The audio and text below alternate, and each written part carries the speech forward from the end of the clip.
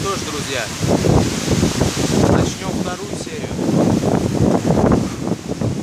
Сейчас я выехал из Шиньяна. Шиньян большой, 9-миллионный город, большая агломерация. 50 километров проехал, вроде только стало свободно, поля начали. Отдохнувший выехал в Шиньян. 2 дня я отдыхал. Сейчас с новыми силами отправляюсь дальше. До Пекина еще 700 километров. Сегодня ужасный сильный ветер. Пока вроде как бы не мешает, но скоро дорога повернет, и он будет мне пока будет неприятный. Но главное, чтобы он теплый, но, наверное, что-то надует. Что-то будет сегодня вечером, наверное, не знаю.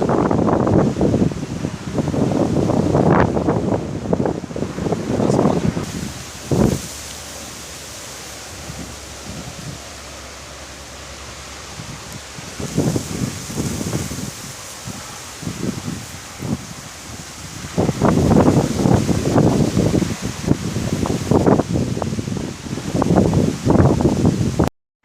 Подарили мне арбуз. Большое спасибо. Хотел просто купить его, а вот подарил. Вот такие китайцы щедрые, добрые, молодцы. Вкусный арбуз. Такой сладкий. Я за это лето-то арбуз ел раза 3, если не соврать.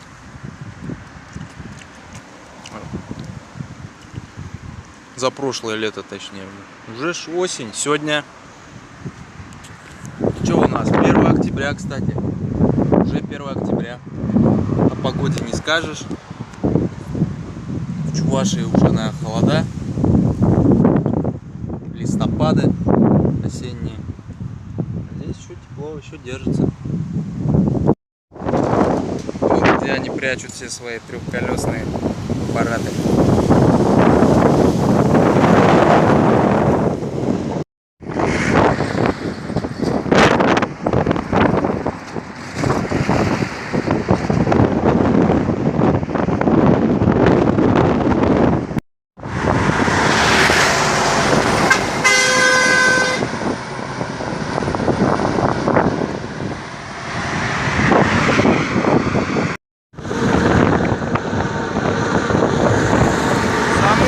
Ехать против ветра.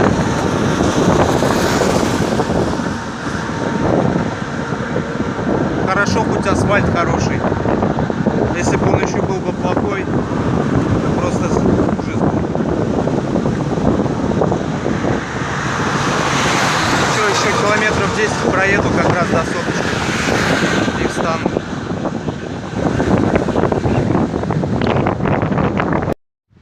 Прям как из Африки вы. Африкан. 我想北京啊，还是旅游呢？你啊？上海？上海呀？北京？北京、上海？北京、上海。对。完再加上吕山，接着奔吕山，北镇吕山，溜达溜达，走一圈。西西。下回住店吗？不。啊，住。Да. Сборка кукурузы идет полным ходом. Везде шевелится, везде люди.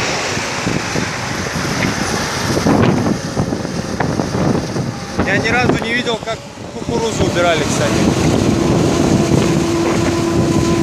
Хоть насмотрюсь сейчас. Новый.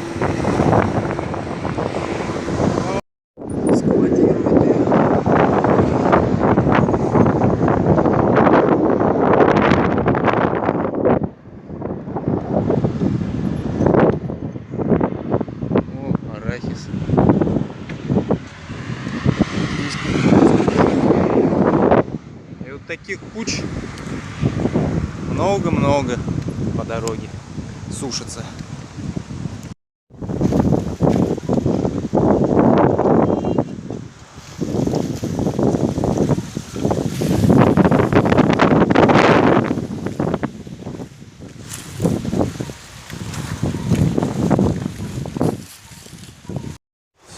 поставил палатку. Место вроде тихое. Надеюсь, ночью тут техника не наедет и начнет кукурузу собирать. Умылся. Сейчас буду кушать. Ах. Хорошо, что у меня термосок появился.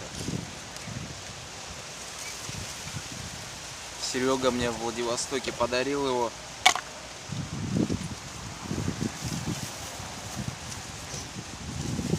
Залил кипятком рис.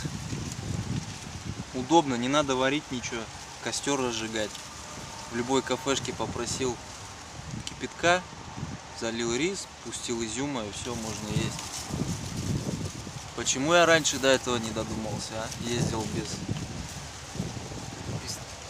такой нужной вещи, как термосок.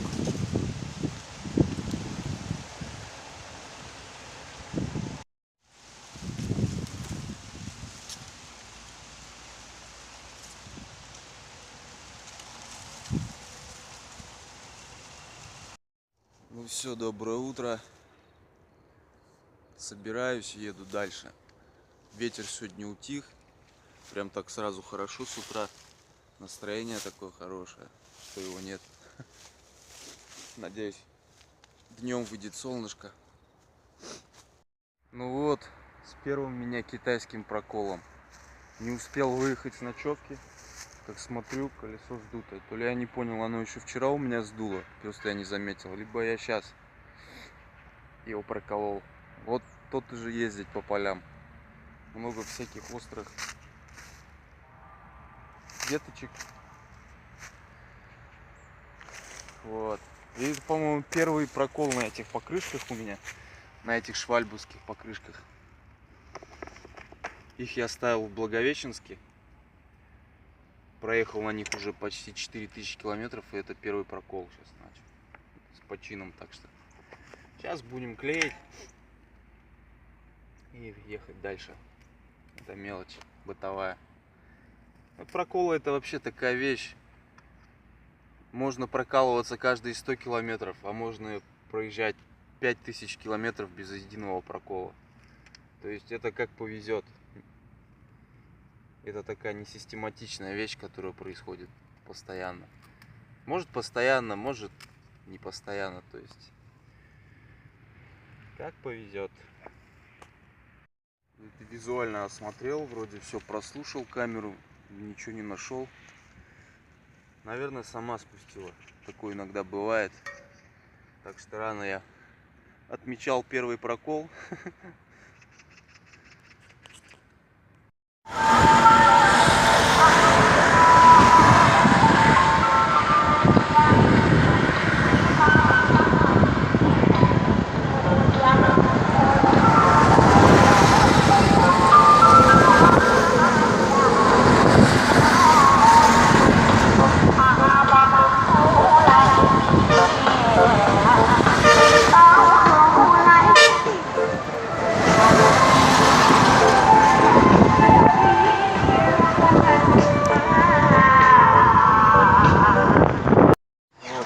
Магазин с подстаканником.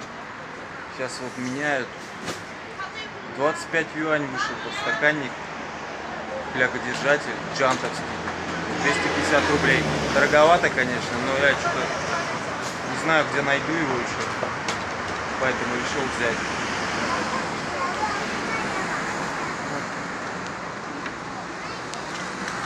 Очень много джантовской продукции вообще в Китае. Джант, Мерида. GT-шек я не видел пока велосипедов. У меня золотой подстаканник.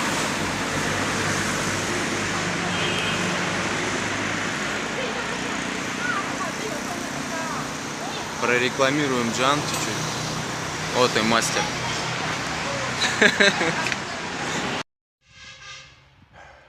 Вот, заехал на обед в поле. Снова заварил рис, залил его кипятком.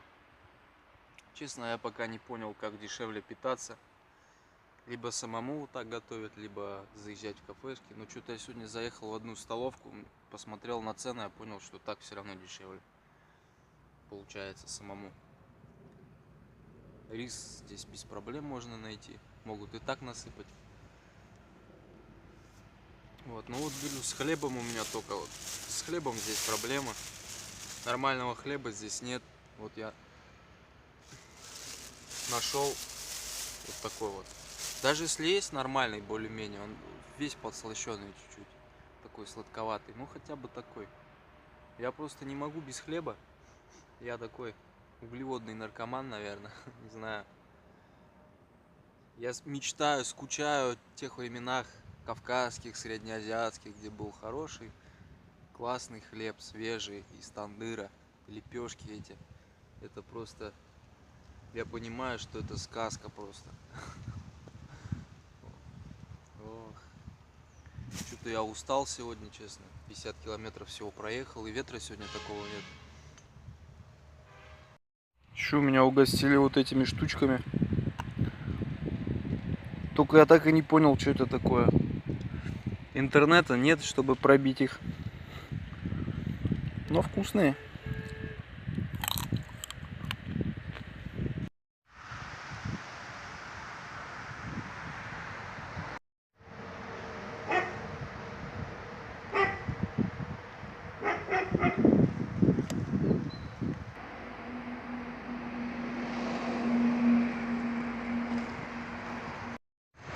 Вон, набрал груш с яблочками.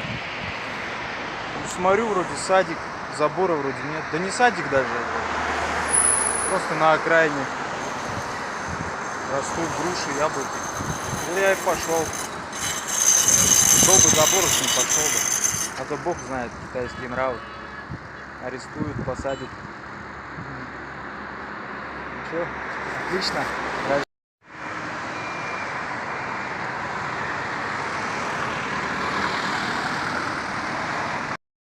Опять поймал Wi-Fi возле небольшого городка.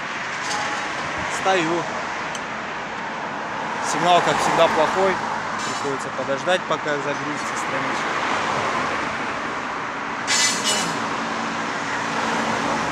Одни поля, друзья, одни поля кругом. Кукуруза, виноград. Что только нет. Рис. Арахис. Столько всего. Сельское хозяйство, конечно, здесь хорошо развито. Но вот я еду и думаю, то, что я не могу найти лес, нормальный обычный лес, где можно затеряться. Есть посадочки, такие полоски вдоль дорог, но нет нормального леса. Я бы не хотел здесь жить, честно. Вот то-то дело, наши леса, поля не засеянные, где можно гулять, ходить, бродить, отдыхать душой. А здесь палатку негде поставить. Вот уже время подходит, солнце уже на заходе.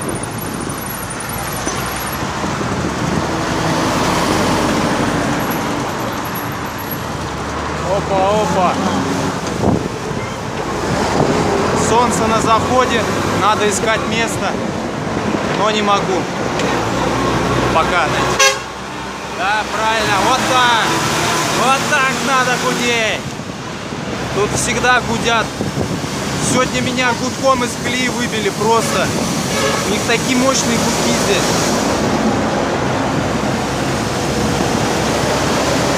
И они гудят здесь не потому, что что-то им не нравится. Они просто предупреждают.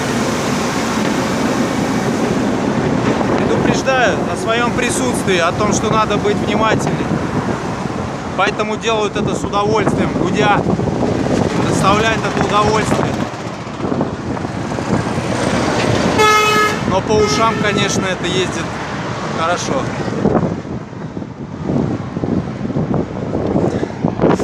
Оп! Короче, заплутал немножко в городе здесь. Карта показывает, что дорога есть, G102 идет дальше, а там какой-то ремонт или еще что, не пойму. А объезда причем нет. Я немножко тут езжу и не знаю, куда поехать. Даже не знаю, к кому обратиться и спросить. Это такой головняк будет. Понял, там, короче, мост ремонтируют. Теперь надо искать другой мост. Или попробовать здесь перейти. Не проскочить его так.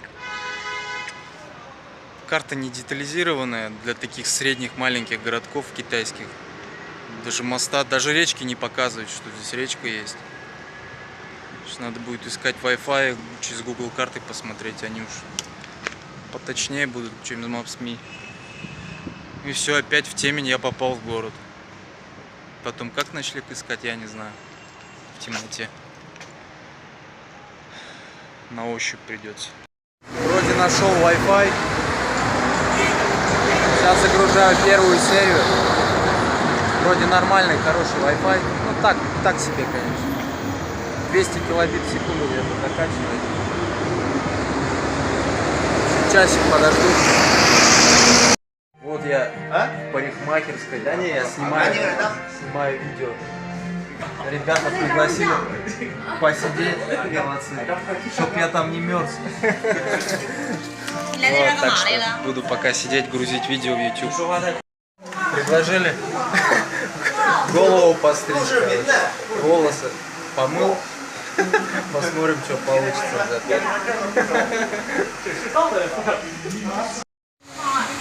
Помыли, постригли чуть-чуть, ребята, вообще молодцы. Сейчас как раз чуть-чуть загрузится и все. Сейчас один человек знает русский язык, вот учился в Москве, как зовут? Русский имя, но Юрий меня зовут. Ага, Юрий. Учился в Москве, говорит, 3 года. Сейчас моим переводчиком работает. Они хотят фотографировать с вами. А, хорошо, хорошо. Сейчас сфотографируемся и поедем, наверное, дальше. Все, прощаюсь, друзья. Ничего не видно, еду спать, короче. Ну вот, доброе утро. Сейчас возьму покушать, позавтракаю. Тоже за 5 юаней. Вчера еле как нашел, хотя не еле, я быстро нашел место для ночлега. Ткнулся в первый же поворот, нашел, поспал, еду дальше. Самое время для завтрака и обеда. И вот это, друзья, всего за 50 рублей. Целая гора риса, тут бобы, немножко мяса. Ну не немножко, нормально. Перец, короче, зелень.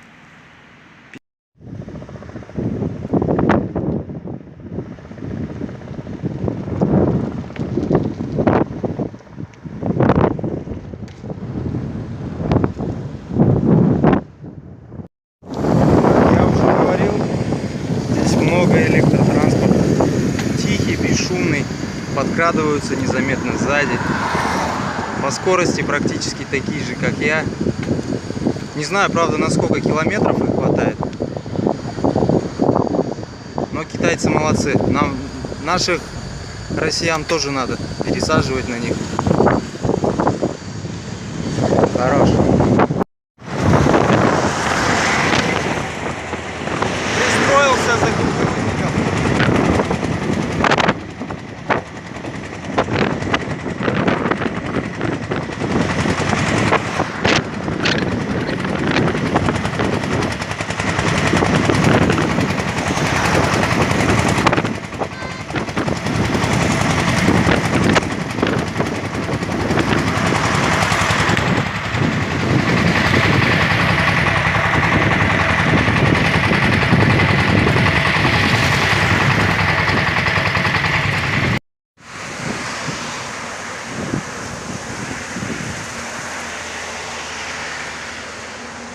Дальнобойщик скинул мне Red Bull. Не люблю я, конечно, эти вещи, но жест хороший. Молодцы. Оп, вот это меня приветствует. Я преследую вот этот фургончик. Что-то фоткает, что-то снимает, едет. Сейчас за мной едет, наверное, снимает.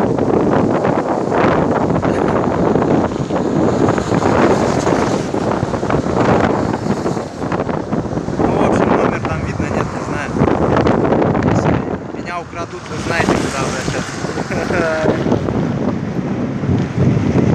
Вот, вина решил китайского за 150 рублей такую бутылочку взял. Попробуем, как это будет. Продавец уже в маске, что ему еще делать? Да? Давай попробуем. Что это такое?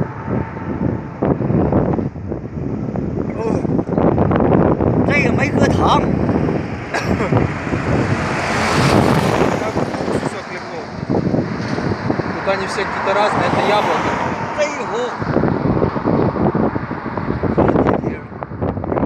Ого. Да, конечно, это не грузинское вино. Ладно, шей-шей. Ай, зайди. Да.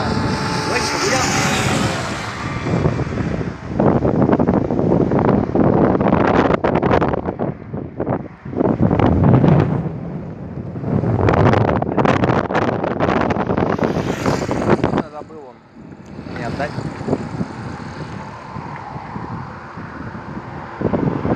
Куда побежал?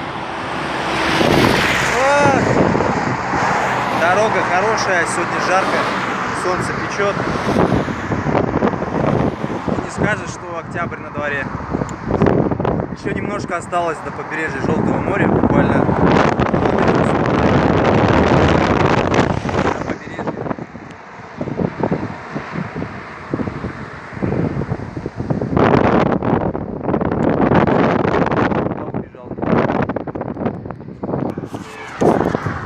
С китайцами здесь надо нагло торговаться, как я понял.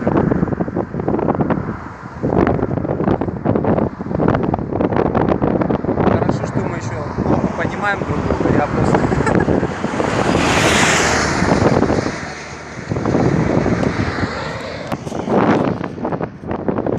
Загнали мне вторую, молодцы. Все, едем дальше. Привет России передаем.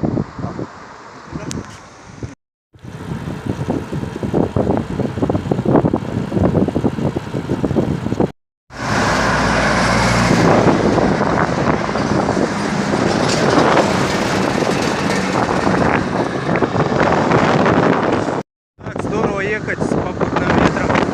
Одно удовольствие.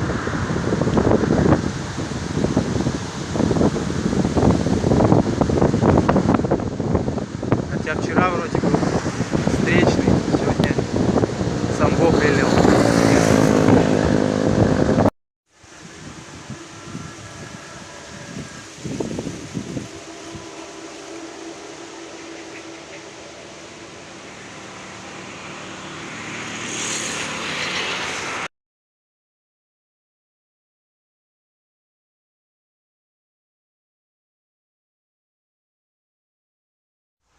Честно говоря, я не специалист в вине, но китайские виноделы так себе. Опять же повторюсь, это не Кавказ, это не Грузия, не Дагестан, не еще другие республики. Вот это то, что он мне подарил, вино, оно вообще уксус. Оно прям в нос мне уксусом шибануло. Я не знаю, может это так и должно быть, но мне что-то не хочется пить уксус. А вот первое, что я купил, оно еще более-менее